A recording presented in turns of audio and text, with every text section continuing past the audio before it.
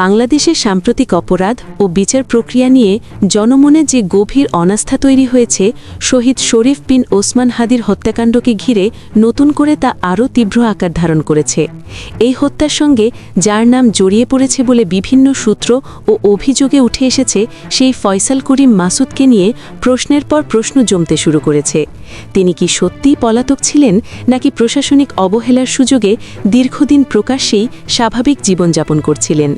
এই প্রশ্নগুলো নতুন মাত্রা পায় যখন সামাজিক যোগাযোগ মাধ্যমে একটি ভিডিও দ্রুত ছড়িয়ে পড়ে, যেখানে অভিযোগ অনুযায়ী দেখা যায় ফয়সাল করিম মাসুদ মাদকদ্রব্য নিয়ন্ত্রণ অধিদপ্তরের একটি জনসচেতনতামূলক বিজ্ঞাপনে অভিনয় করেছেন।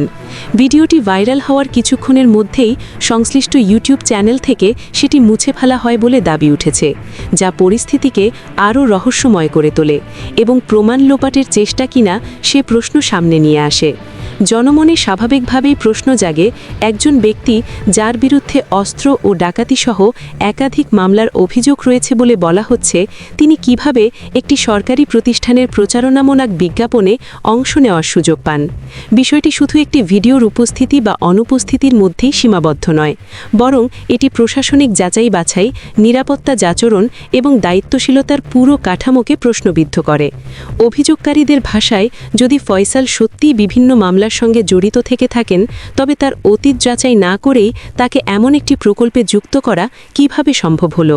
এটি কি অবহেলা, নাকি এর পেছনে কোনো প্রভাবশালী চক্র কাজ করেছে? এই প্রশ্ন আরও গভীর হয় যখন বলা হচ্ছে, শুধু বিজ্ঞাপনে অভিনয়ই নয়, ফয়সাল করিম মাসুদ নাকি সরকারি টেন্ডারও পেয়েছেন, যা হলে তা সরকারি ক্রয়বিধি ও নিরাপত্তা যাচাইয়ের ক্ষেত্রে বড় ধরনের ফাঁকফোকরের ইঙ্গিত দেয়। অভিযোগ উঠছে, টেন্ডার প্রক্রিয়ায় অংশগ্রহণের জন্য যে ন্যূনতম যোগ্যতা, নৈতিকতা ও নিরাপত্তা যাচাই প্রয়োজন, তা কিভাবে পাশ কাটানো হলো। একই সঙ্গে আলোচনায় আসে তার জামিনের বিষয়টি। কোন মামলায়, কোন আদালত থেকে, কোন আইনগত যুক্তিতে তিনি জামিন পেয়েছিলেন এবং সেই সময়ে তার বিরুদ্ধে থাকা অভিযোগগুলো কিভাবে মূল্যায়িত হয়েছিল? এসব প্রশ্নের উত্তর না থাকায় জনমনে একটি ধারণা তৈরি হচ্ছে যে হয়তো বিচারিক ও প্রশাসনিক প্রক্রিয়ার কোথাও গুরুতর ত্রুটি রয়ে গেছে, অথবা প্রভাবশালী মহলের ছত্রছায়ায় কেউ কেউ আইনের ফাঁক গলে বেরিয়ে আসতে সক্ষম হয়েছে। এই প্রেক্ষাপটে শহীদ শরীফ বিন ওসমান হাদির হত্যাকাণ্ডকে অনেকেই বিচ্ছিন্ন ঘটনা হিসেবে দেখতে রাজি নন, বরং এটি একটি দীর্ঘ শৃঙ্খলভুক্ত সমস্যার পরিণতি বলে মনে করছেন, যেখানে অপরাধ, প্রশাসনিক দুর্বলতা এবং বিচার প্রক্রিয়ার দীর্ঘসূত্রিতা একে অপরের সঙ্গে জড়িয়ে গেছে। সামাজিক যোগাযোগ মাধ্যমে ছড়িয়ে পড়া প্রতিক্রিয়াগুলোতে দেখা যাচ্ছে, সাধারণ মানুষ প্রশ্ন তুলছে, যদি একজন অভিযুক্ত ব্যক্তি প্রকাশ্যে সরকারি প্রতিষ্ঠানের বিজ্ঞাপনে কাজ করতে পারেন, তাহলে সাধারণ নাগরিকের নিরাপত্তা কোথায়? একই সঙ্গে ডিএনসির পক্ষ থেকে ভিডিও মুছে ফেলার ঘটনাকে অনেকেই স্বচ্ছতার পরিপন্থী হিসেবে দেখছেন, যদিও কর্তৃপক্ষের পক্ষ থেকে আনুষ্ঠানিক ব্যাখ্যা না আসায় নিশ্চিতভাবে কিছু বলা যাচ্ছে না। এই নীরবতাই সন্দেহকে আরও ঘনীভূত করছে এবং বিভিন্ন জল্পনা কল্পনার জন্ম দিচ্ছে। বিশ্লেষকদের মতে, এমন পরিস্থিতিতে দ্রুত ও স্বচ্ছ তদন্তই পারে জনমনের আস্থা কিছুটা হলেও ফিরিয়ে আনতে, কারণ অভিযোগ সত্য হোক বা মিথ্যা, প্রশ্নগুলোর জবাব না এলে আস্থার সংকট আরও গভীর হবে।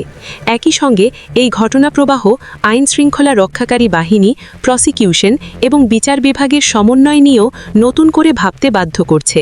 যদি সত্যিই কোনো অভিযুক্ত ব্যক্তি জামিনে মুক্ত থেকে এমন ভয়াবহ অপরাধে জড়িয়ে পড়ে থাকে বলে অভিযোগ ওঠে, তবে জামিন প্রক্রিয়ার ঝুঁকি মূল্যায়ন ও তদারকি কতটা কার্যকর ছিল তা খতিয়ে দেখা জরুরি। অন্যদিকে, যদি অভিযোগগুলো অতিরঞ্জিত বা অসম্পূর্ণ তথ্যের ওপর দাঁড়িয়ে থাকে, তবে সেগুলোরও সঠিক ব্যাখ্যা প্রয়োজন, যাতে গুজব ও বিভ্রান্তি ছড়িয়ে না পড়ে। এই পুরো ঘটনাকে ঘিরে এখন সবচেয়ে বড় দাবি উঠছে একটি স্বাধীন ও নিরপেক্ষ তদন্তের, যেখানে বিজ্ঞাপনে অংশগ্রহণের বিষয়, টেন্ডার প্রাপ্তির অভিযোগ, জামিনের নথি এবং সংশ্লিষ্ট সকল প্রশাসনিক সিদ্ধান্ত পর্যালোচনা করা হবে। কারণ শহীদ শরীফ বিন ওসমান হাদির হত্যাকাণ্ড কেবল একটি পরিবারের শোকের বিষয় নয়, এটি সমাজের ন্যায় বিচার প্রত্যাশা ও রাষ্ট্রের দায়িত্ববোধের পরীক্ষাও বটে।